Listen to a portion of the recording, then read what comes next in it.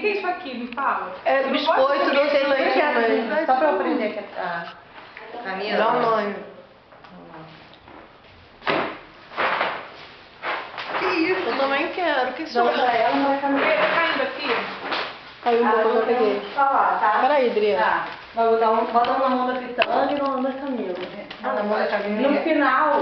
Não. Caraca, tá bom isso. Nossa, é horrível. É horrível, Rian? Tá bom, sim, quero ir. Não, rapidinho, tem só comer Itália no congelador. Eu já sei o que é isso. O que é isso? Não, tem que falar direitinho. É um pote de mantimento. Caraca! Filma. É o quê? É um pote de mantimento, daquele que abre assim. Acertei? E o meu? Isso aqui é um... Caraca, que isso?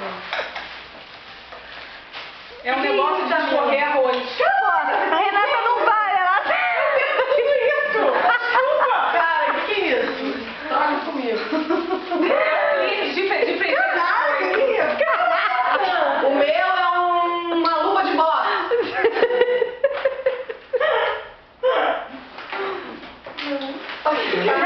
Luva de boxe. Isso aqui é uma tampinha pra fechar. É difícil adivinhar isso aqui. Fernanda, vai, agora é com você. Eu quero...